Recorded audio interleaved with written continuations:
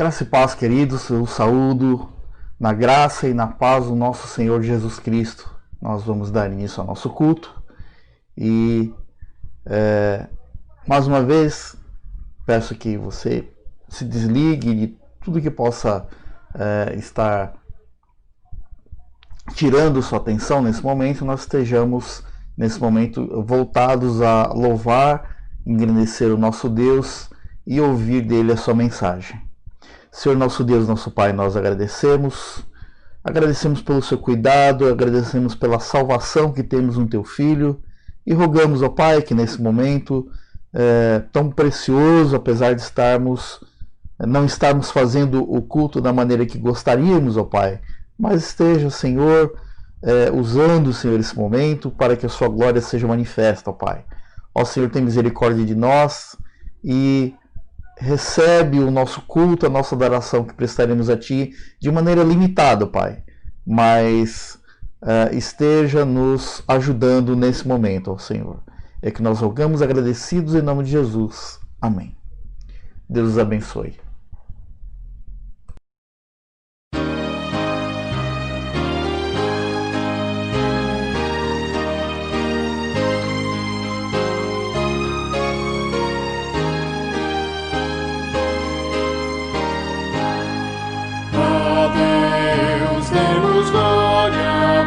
Seu grande amor, o Filho bendito por nós todos deu, e graça concede ao mais vil pecador, abrindo-lhe a porta de entrada no céu.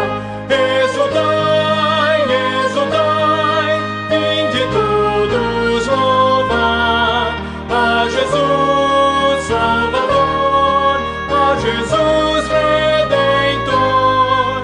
A Deus demos glória, porquanto do céu seu Filho bendito por nós todos deu.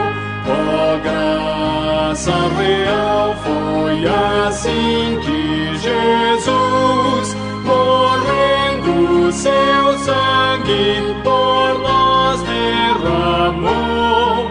Herança nos céus com os santos em luz, legou-nos aquele que o preço pagou.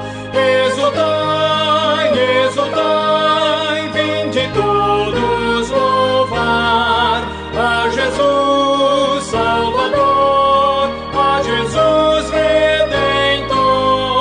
A Deus demos glória, porquanto do céu seu Filho bendito por nós todos deu.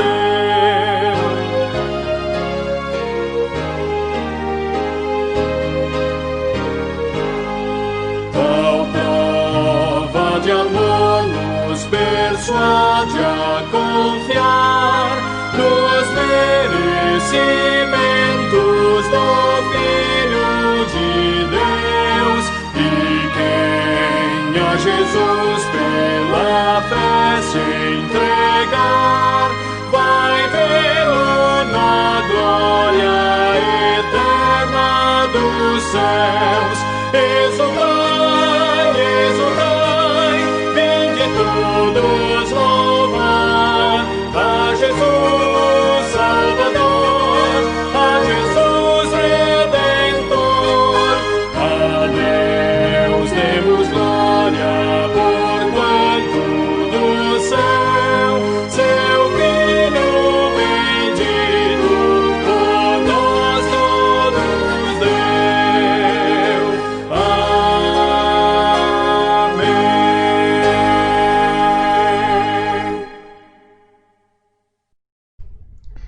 Teremos agora um momento de contrição, aquele momento em que nós pedimos perdão a Deus pelos nossos pecados, pelas nossas faltas.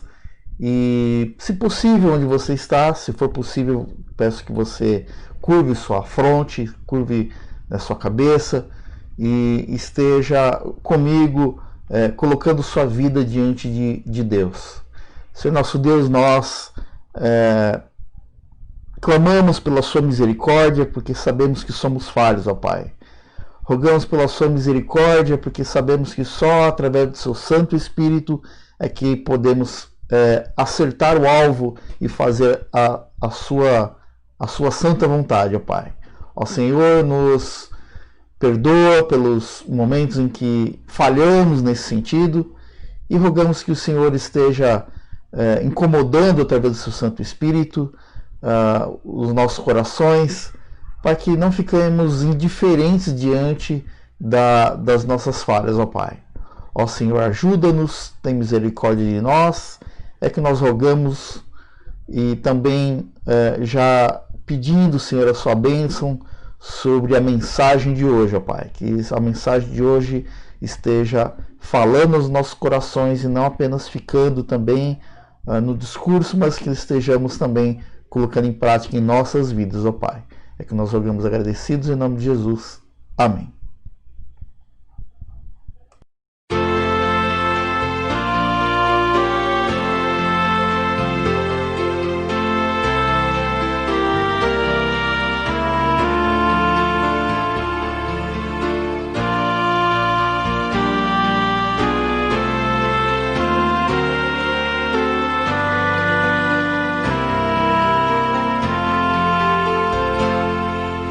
Sonda-me,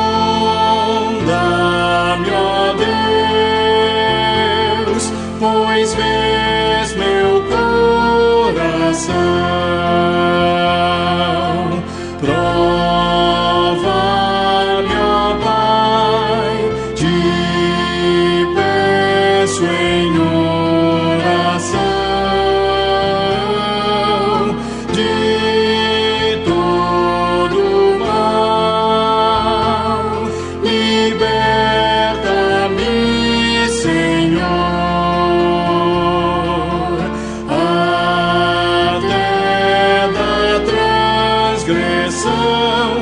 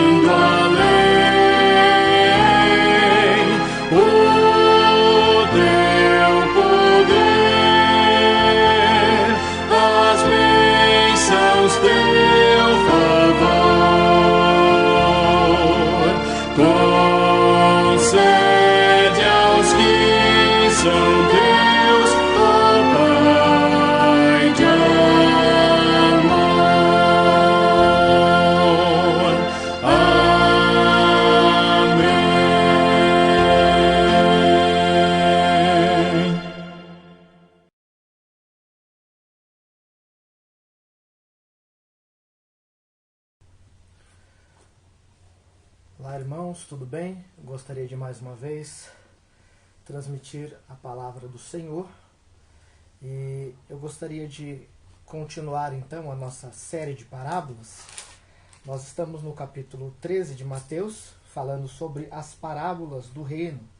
Na semana passada nós falamos sobre a parábola do grão de mostarda e agora então nós falaremos sobre a sequência, que é a parábola do fermento, que está na sequência aí no verso de número 33, onde diz assim: Disse-lhes outra parábola: o reino dos céus é semelhante ao fermento que uma mulher tomou e escondeu em 3 medidas de farinha, até ficar tudo levedado. Oremos. Santo e eterno Deus, obrigado pela Tua palavra, pela Tua graça. Obrigado, Senhor, pela oportunidade de estarmos diante da Tua palavra, de estarmos diante do Senhor, perante a Tua face. Por isso, ó Deus, nos dirige agora por meio da Tua palavra, nos fortaleça, nos enche, ó Deus, da Tua graça, nos enche do entendimento da Tua palavra, que possamos compreender e aplicar a Tua palavra em nossa vida. É assim que oramos, em nome de Jesus. Amém. Queridos irmãos, nós estamos então tratando das parábolas do reino. E na semana passada, como acabo de falar, nós tratamos da parábola do grão de mostarda. E agora nós temos a sequência desta parábola, bem na sequência desta parábola, o verso de número 33, que fala da parábola do fermento. E nós precisamos então entender o que está acontecendo aqui, né? No sermão anterior, nós enfatizamos que a parábola do grão de mostarda deve ser interpretada em conjunto com a parábola do fermento. Essas duas parábolas formam um par onde trazem a mesma ideia, apenas demonstrando a nós imagens diferentes, mas que conclui exatamente a mesma verdade sobre o reino dos céus. E obviamente algumas particularidades podem ser vistas nas imagens, mas podemos chegar às mesmas conclusões. Então, essa parábola faz parte de um grupo de parábolas chamado parábolas de contraste. Então, nós vamos encontrar na palavra de Deus, não somente aqui em Mateus, mas algumas parábolas conhecidas como parábolas de contraste. Algumas vezes essas parábolas vão estar em sequência, como é o caso aqui, e algumas outras vezes essas parábolas de contraste podem ser vistas separadas por alguma espécie de contexto. Nós podemos dizer também que essas duas parábolas que formam um par expressam cada uma a mesma ideia, mas com imagens diferentes. Eu já falei isso, mas eu quero repetir aqui. A mesma ideia, mas com imagens diferentes. É importante notar que esse par de parábolas que estamos procurando apresentar não trata de mera comparação, né? Como muitas vezes nós pensamos. Quando o texto diz que é semelhante ao grão de mostarda ou que é semelhante ao fermento, a ideia é aqui melhor compreendida quando enxergamos o todo. Então, a comparação, se assim podemos dizer, não é meramente para com o grão de mostarda, não é meramente com a semente, não é meramente com o fermento, mas com o todo apresentado na parábola. A ideia não para então na semente, não para no fermento, mas sim naquilo que se tornam, ou podemos dizer que o foco está no resultado final. A semelhança está na massa pronta e crescida, né? Então, falando sobre o nosso texto especificamente, a semelhança então está na massa pronta e crescida. Este é o foco. Então, a parábola do grão de mostarda é comparada com o estágio final, isso é, o ramo que dá abrigo aos pássaros, e com a massa fermentada. Então, o foco está, obviamente, como eu acabo de dizer, no final do processo, no resultado do processo que aconteceu. Alguns comentaristas vão falar sobre esta sobre a interpretação da parábola e vão trazer algumas coisas importantes, como por exemplo, né, a árvore que abriga os pássaros é figura de um reino poderoso que oferece abrigo aos seus súditos. E a massa, o caso da passagem de hoje, é em Romanos 11,16, figura para o povo de Deus. Então nós temos nessas duas parábolas a figura de um reino poderoso e a figura do reino de Deus, do povo de Deus, do povo que compõe este povo de Deus, que compõe este reino. Então nós percebemos, conseguimos compreender que há a ideia dos súditos de Deus, deste povo de Deus reunido como pertencentes a este reino poderoso, que é o reino do nosso Senhor Jesus Cristo. O ponto, então, irmãos, não é necessariamente numa evolução. Não é olhar para a semente que cresce e evolui e dá os seus frutos e fornece segurança para uma sorte de aves. Não é necessariamente olhar para o pequeno grão, não é necessariamente olhar para a pequena quantidade do fermento que leveda toda a massa, mas é olhar para o todo, é olhar e principalmente o foco olhando para o estágio final, onde isso vai dar, qual que é o resultado destas informações, né? O importante, então, nós poderíamos dizer que está nas extremidades, né? O ponto não é, então, necessariamente na evolução, não é necessariamente em cada estágio que se passa essa semente, né? Isso seria pensar como um ocidental. O oriental olha para a fase inicial e então depois olha para a fase final. É aí que está o surpreendente. O surpreendente destas duas parábolas, o surpreendente, o que é maravilhoso nesse par de parábolas é o começo e o final das coisas. É a pequena semente que se torna em grande árvore para dar segurança a muitos pássaros. É esta pequena quantidade de fermento, mas que leveda toda a massa. Então, nós temos aquilo que é surpreendente, aquilo que é magnífico, naquilo que Deus está realizando nas duas extremidades, com o foco no estágio final. O sentido é, dos inícios míseros e pequenos, do nada aos olhos humanos, Deus realiza o estabelecimento de seu reino poderoso, que abarcará povos do mundo todo. Então, daquele começo pequeno, daquele começo praticamente desprezível a olhos humanos, Deus realiza o estabelecimento do seu reino e faz com que pessoas de toda a terra façam parte deste reino, se tornem seus súditos. Isto é maravilhoso. Então, como tema hoje, irmãos, pensando nestas coisas, a ideia é o impacto do reino de Deus no mundo. Como pensar, então, no impacto do reino de Deus no mundo à luz desta parábola? Eu quero trazer 3 lições e eu quero ser breve nessas 3 lições. Lembrando que nós já falamos da primeira parte deste par de parábolas e estamos aqui, então, na continuidade. Então, eu desejo ser o mais breve possível. E a primeira lição, irmãos, olhando para esta parábola, olhando para esta questão do impacto do reino de Deus no mundo, é que este impacto começa pequeno e inexpressível, começa por uma pequena semente, começa pelo grão de mostarda, começa pela pequena quantidade de fermento.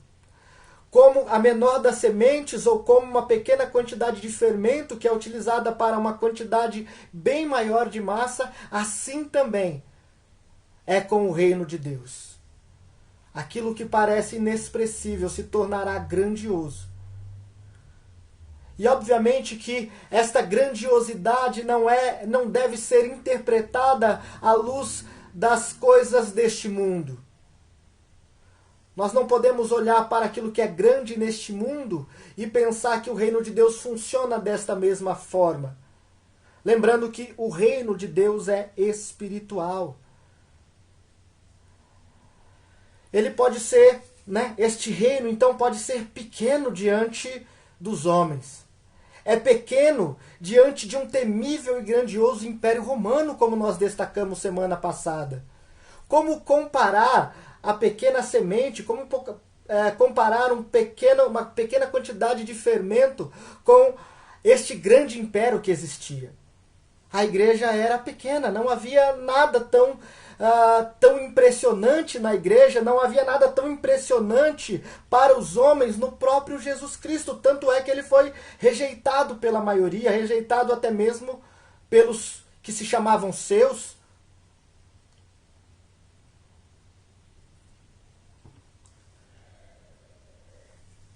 Mas apesar de começar pequeno, apesar de começar inexpressivo, nós veremos e sabemos do grande impacto destas realidades no mundo todo. Ele começa pequeno e inexpressivo, mas é interessante olhar para algo que começa pequeno, algo que é inexpressivo, mas que adquire uma grande influência. E esta mesma semente pequena e esta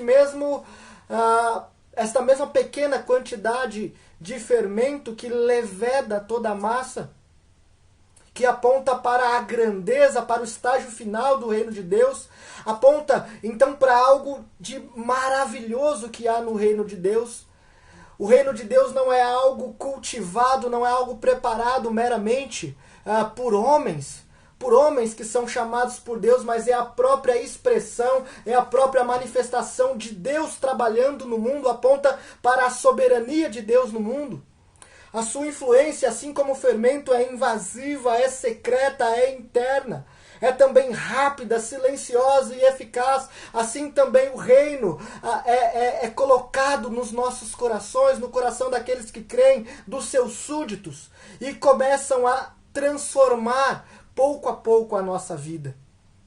Isso significa, irmãos, olhando para esta influência do fermento, para essa influência do reino de Deus em nós, que de certa forma esta influência começa pequena, começa inexpressiva.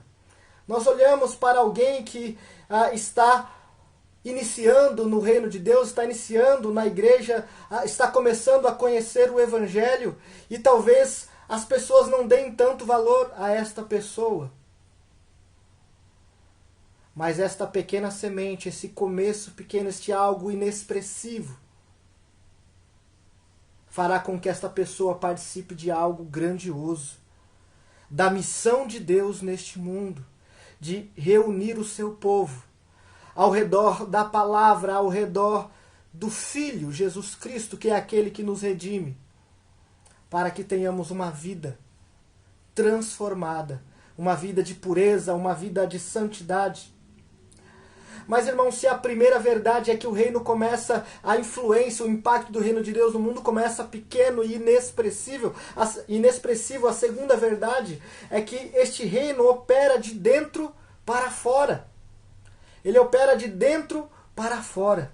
Isso significa que a massa não pode crescer a não ser que o fermento opere nela esse crescimento.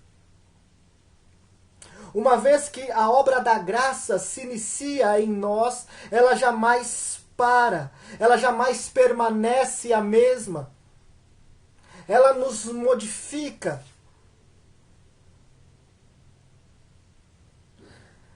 Esse fermento que leveda toda a massa, pouco a pouco influencia a consciência, as afeições dos homens, pouco a pouco influencia a mente, a vontade, até que todo homem seja afetado pelo seu poder, até que todo homem seja transformado, até que haja uma transformação tal, operada pelo poder do Evangelho em nós. E tudo isso acontece a partir desta operação do Evangelho em nós, desta operação do Espírito Santo em nós, é de dentro para fora. A ideia, irmãos, é que o Espírito Santo começa a trabalhar no nosso coração, começa a tocar, a moldar o nosso coração, de maneira que pouco a pouco nós vamos sendo transformados.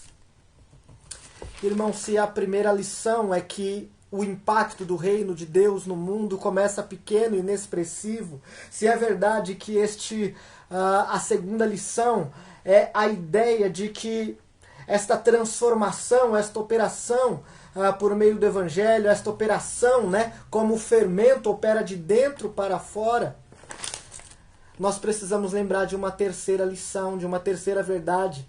E a verdade é que o reino vem de fora. A massa não tem poder de mudar a si mesma. Assim também o Evangelho opera em nós, moldando o nosso coração diariamente. Aquilo que nos molda, aquilo que nos transforma, é verdade que de dentro para fora, como nós acabamos de falar, mas não é algo que nasce de nós mesmos. Nós sabemos que a fé é um dom de Deus. Nós sabemos que esta graça recebida por meio do Evangelho, recebida pela semente do Evangelho, recebida por este Evangelho que como fermento cresce e leveda toda a massa, nós bem sabemos que é algo exterior a nós. Não é algo que surge de nós mesmos. Não é a ideia de que nós paramos para avaliar o mundo e concluímos que precisamos de Deus, que Deus é verdadeiro, que Deus existe, e passo então a crer e a vivenciar estas coisas, como se houvesse em mim o poder para crer, o poder para que eu se converta a estas verdades. Mas o Evangelho é como este fermento que vem de fora. É o reino vindo de fora para habitar dentro de nós. E então nós passamos a ser influenciados, moldados, transformados diariamente. E assim como esta realidade, nós sabemos que a imagem mostra que nós tínhamos um coração de pedra, mas que foi substituído. O coração de pedra é arrancado e é colocado em nós um coração de carne. A ideia, irmãos, mostra o reino de Deus em nós, em cada um de nós, como uma espécie de cirurgia espiritual. Um órgão é transplantado. Um órgão com problema, defeituoso, que influenciava, que moldava a nossa visão, o nosso caráter, a nossa vida, a nossa religiosidade, é retirado. E então Deus nos dá um novo coração, um coração de carne. Então passamos a ser chamados nova criatura. Isto é algo que Deus realiza em nós, que Deus realiza no seu povo. A conversão não é algo que vem do homem. A santificação não é algo que vem meramente do homem, embora ele tenha responsabilidade. Mas tudo isso, toda essa transformação, toda esta mudança está atrelada à operação de Deus em nós por meio do Santo Espírito de Deus.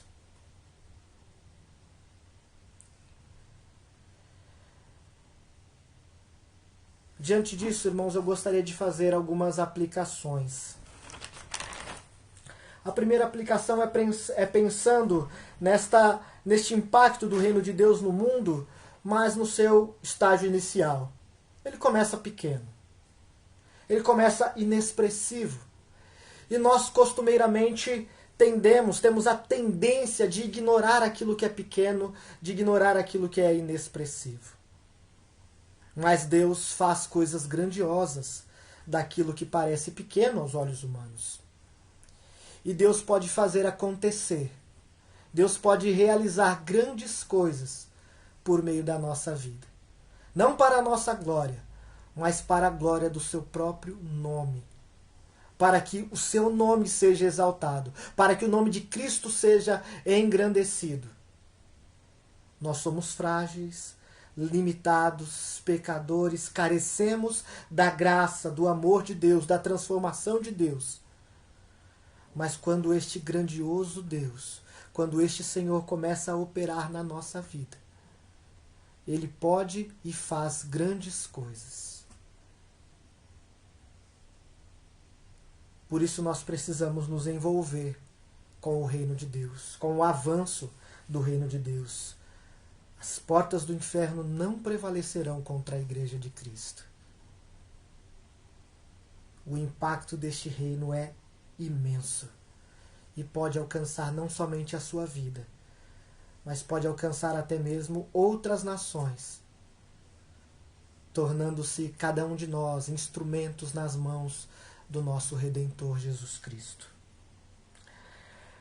Olhando para a segunda realidade, que é esta operação de dentro para fora, nós lembramos do nosso Consolador, do Espírito Santo de Deus trabalhando em nós, de como muitas vezes ele nos convence do pecado, de como muitas vezes nós estamos com a nossa consciência cauterizada e o Espírito Santo de Deus então trabalha em nós para que compreendamos aquilo que estamos experimentando, ou para que compreendamos o quão afastados estamos da vontade de Deus, da sua palavra. Mas o Espírito Santo de Deus opera em nós.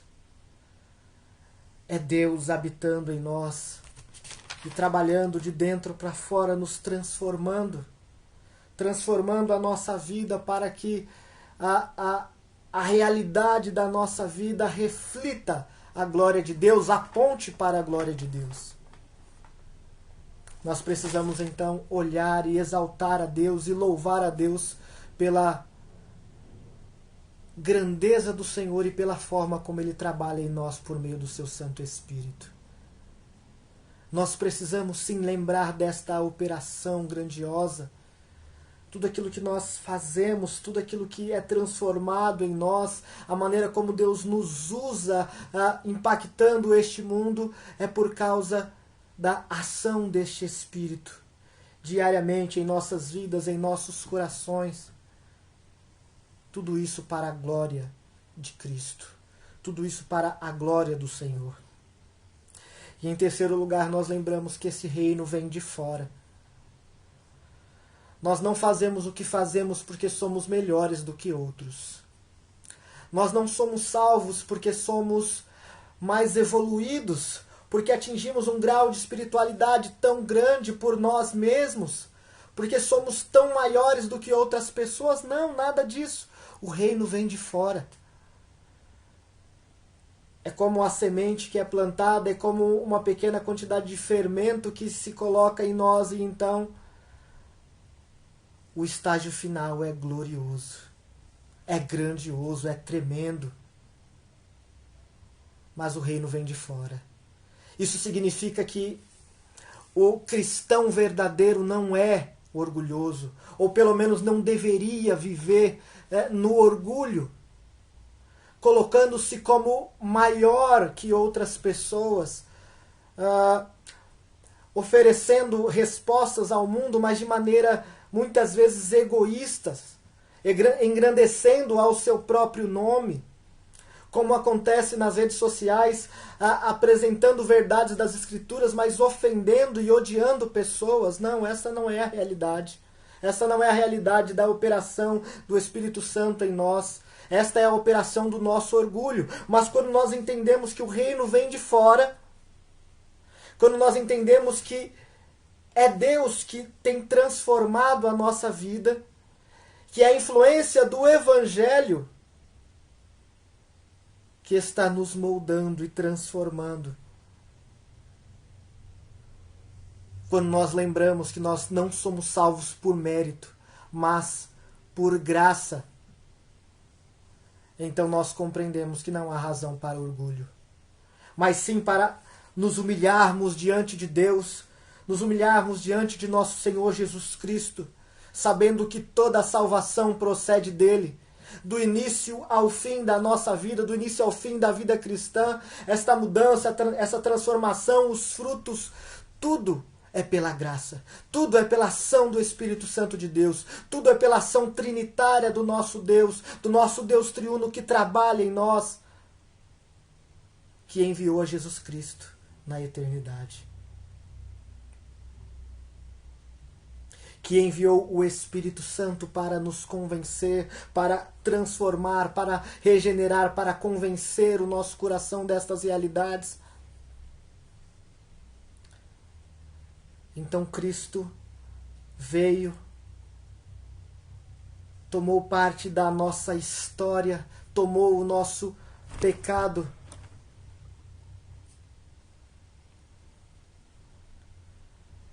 E na sua morte e ressurreição, nós testemunhamos da nossa própria morte, da nossa própria ressurreição. Então, se nós somos sepultados com Ele na sua ressurreição, nós também levantamos com Ele, nós também temos vida, porque Ele tem vida. É o reino que vem de fora, é o evangelho que vem de fora, mas faz morada em nós e transforma o nosso coração. Que possamos nos despir de todo o velho homem, que venhamos a nos despir do orgulho e nos revestir da humildade que há em Cristo Jesus, o nosso Mestre. Eu rogo a Deus que abençoe a sua vida, que abençoe a vida da Igreja Presbiteriana do Jardim Elba, que abençoe a vida de cada irmão da Igreja Presbiteriana do Brasil e todo verdadeiro cristão em qualquer igreja verdadeiramente evangélica.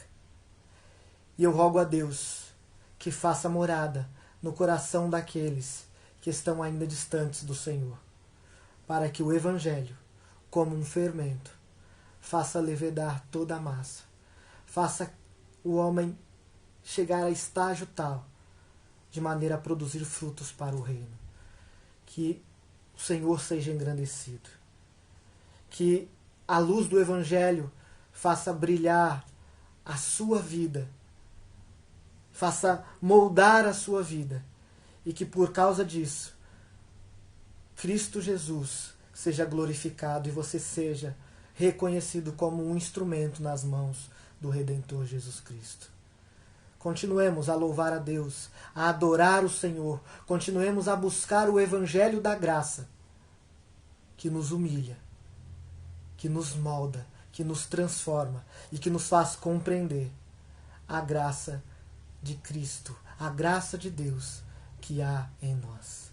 Que Deus abençoe mais uma vez a sua vida, a sua família, a sua igreja.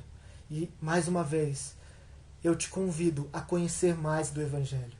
Eu te convido a conhecer o Evangelho da graça, para que você possa participar de tudo aquilo que eu tenho anunciado aqui, de tudo aquilo que eu tenho anunciado da palavra de Deus, porque é o Evangelho do reino de Deus que molda a nossa vida, que transforma a nossa vida e que faz este Evangelho, este reino crescer em nós e também a partir de nós. Que o Senhor te abençoe e te guarde. Um grande abraço, continue a nos acompanhar nas redes sociais, que a palavra do Senhor seja mais e mais conhecida por você e por toda a sua família. Deus abençoe e até a próxima.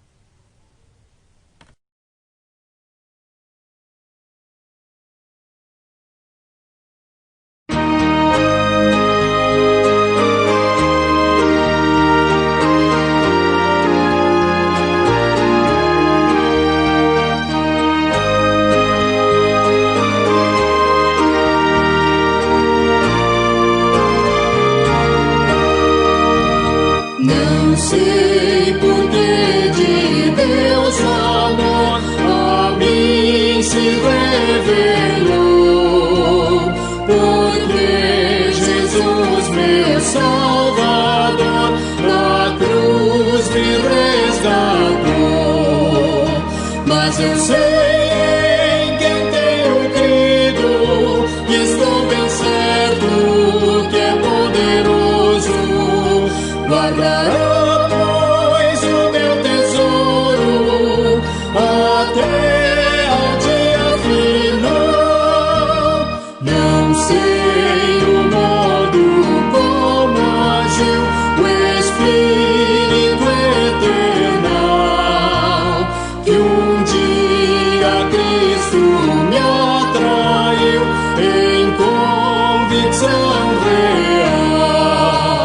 Mas eu sei em quem tenho crido, certo que é poderoso, guardará, pois, o meu tesouro até ao dia final. Não sei o que de mal ou bem é destinado a mim, se maus ou áureos, se as vem até da vida ao fim. Mas eu sei em quem tenho crido, e estou bem certo que é poderoso, guardar